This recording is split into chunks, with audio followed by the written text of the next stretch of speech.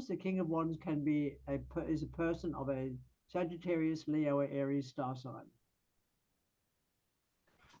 Now there can be some disconnection with this, because when I say it's a person of a star sign, that doesn't mean that this card represents that star sign. It means that one of their parents could be that star sign.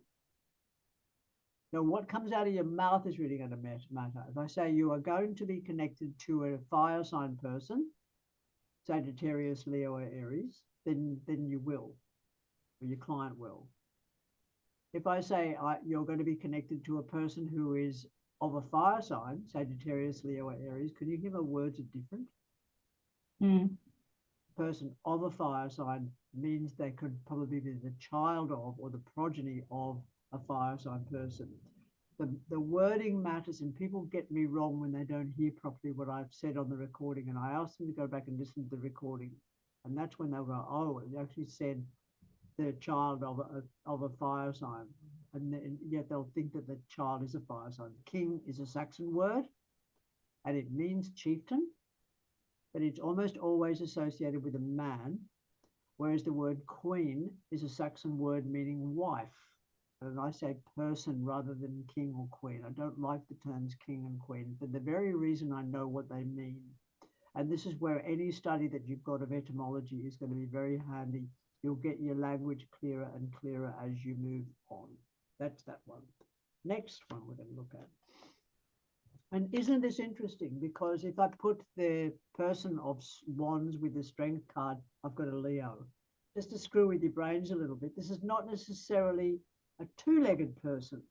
This can be a four-legged person. Dog, cat, cow, camel, horse, pig, sheep. The tarot won't differentiate between one form of animal and another. So tarot's actually taught me to call animal people, and not to say humans versus or indifference to every other species. The Strength card alone can be anything from physical fitness to domination, depending on what it falls with. The Strength card, for example, if it falls with a 2 of cups and a 10 of swords, it's somebody who's into S&M. Because you take the Strength card and you're looking at that which is visceral or physical, very definitely. Now, the Strength card also with the 5 of Wands can be martial arts. So that idea of warrior, it is very much a Geveric or Mars-like card, but it isn't a card of, it is not a card of violence. Place-wise, it is desert or rocky. And I've had the Strength card turn up for Gibraltar and Corsica and places like Andalusia and aspects of Portugal that are down around the Mediterranean. Lebanon will turn up for this. This will also come very strongly to do with the lion with France, particularly if it falls with the Temperance card, because the Temperance card with the Strength card is the fleur de lis.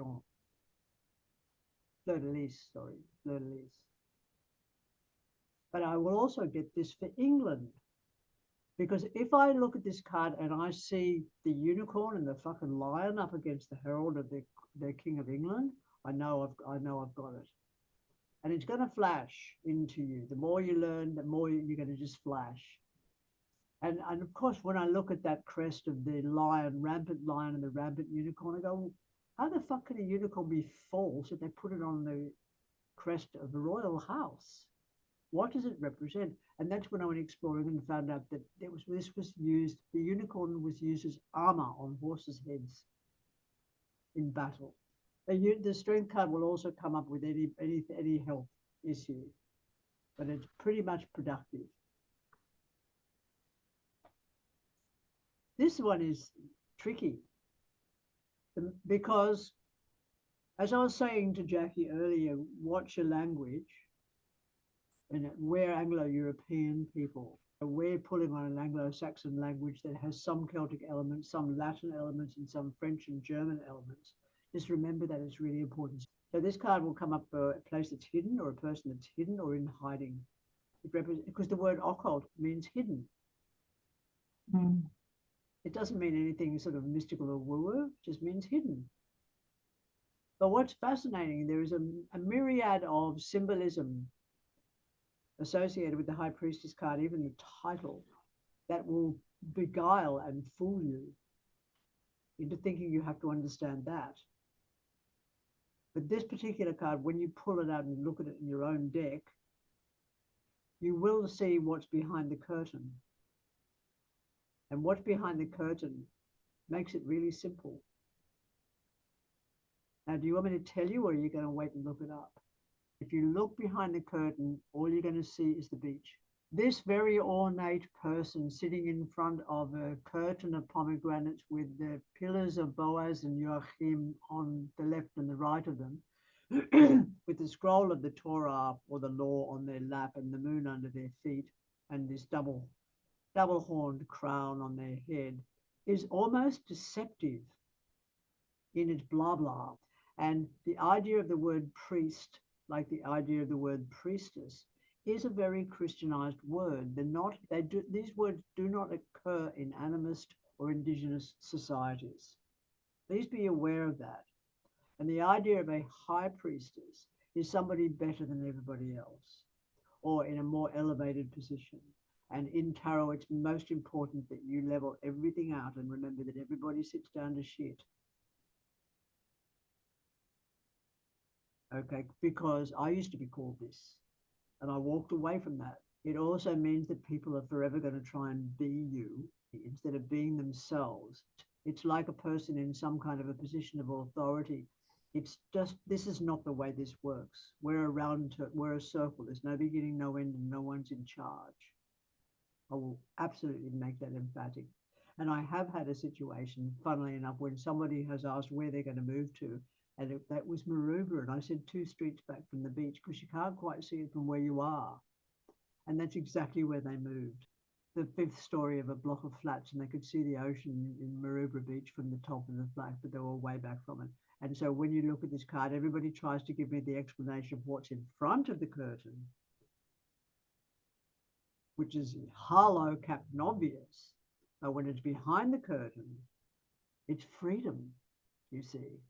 And it's freedom from orthodoxy. It's freedom from all these ideas of lesser than and better than. So it's very much a card of freedom and the mystery of freedom. What does that actually represent when we all have birth certificates, and therefore the crown owns us?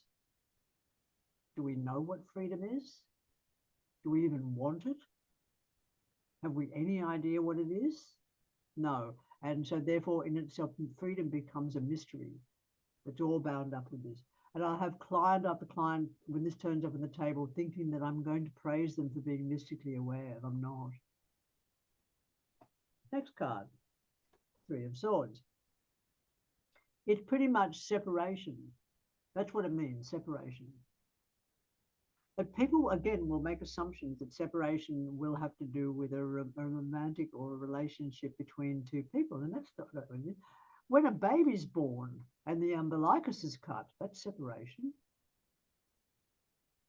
Yep. When you finally finished your project and you send it to the publisher, that's separation. Got to let it go. If the person has a heart attack, that's going to turn up. But if they have a heart attack, it's going to have a 10 of Swords with it, and probably maybe even a death card, maybe even a 4 of Swords. But it's not going to turn up on its own as being as a heart attack. It will, unless it falls in the sphere of Tiferet, which is the sphere of self, then it can, a lot of the time it's a heart attack. Oh, this blew my little fucking mind. Decades ago, when I first started going to Melbourne, I'm sitting opposite a beautiful young woman reading tarot at PLW Entertainment. And this fell in the sphere of Yesod, which is, we talked earlier, was the moon. I think Jackie had the 10 of Swords there. And you had Victoria, you had the 8 of Swords there. I said to this person, oh, you're going to have something removed from your genitals. And she says, hopefully my cock. And was that a big learning experience for me? Absolutely. So there's your learning experience, okay? They'll come back and they'll let you know. 3 of Swords can be really productive, particularly when you've wanted to get rid of something for years and you haven't been able to. And it can be like getting rid of that which you were attached to emotionally that you wish you weren't. But it can also be a separation from a relationship, but you'll need other cards to tell you. Queen of Swords is the person of swords. An Aquarius, Gemini, or Libra person, or the child of a person who's an air sign, depending on how it comes out of your mouth. It can be someone who's light-haired, interestingly. But again, I can recall having this card come up, and I knew it was a man. And I was talking to somebody going through a legal case, and I said, this person is a wigged one. I saw the white wig. And it was the magistrate. Again, there's little extra twists you get. The longer, in the meantime, you keep it simple. You don't worry about what I'm talking about, the extra bits, but they'll stick in the back of your consciousness. And when you need them, they're going to come up. Nine of Swords. Now, again, this is just looking. These could be, there's an old expression, the sword of Damocles is hanging over my head. Fear of what might come. Worry. This is definitely a card of worry or sickness and or insomnia. And the interesting thing about worry or terror or whatever is this coverlet represents everything that the person knows. It's right in front of them, but it doesn't stop the feeling.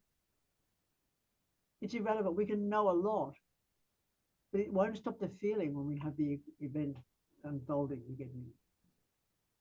And 9 times out of 10, if I say to a person, you're having trouble sleeping, they say, no, I'm not. And then they phone me up in 6 months and say, I can't get to sleep at night.